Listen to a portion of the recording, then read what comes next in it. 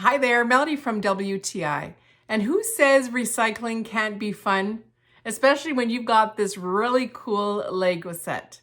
Let me show you how reduce, reuse, and recycling can be introduced at a very young age. This 261 piece set is awesome for teaching the differences of recycled items that it has, the separating containers.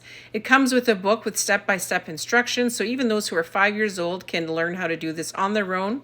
Teaches them all about recycling and looking after the environment.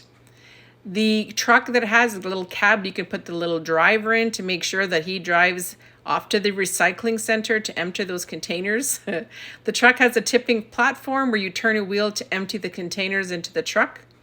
It also has a raisable flatbed, so that way it's easier to offload all those items that's picked up at the recycling center.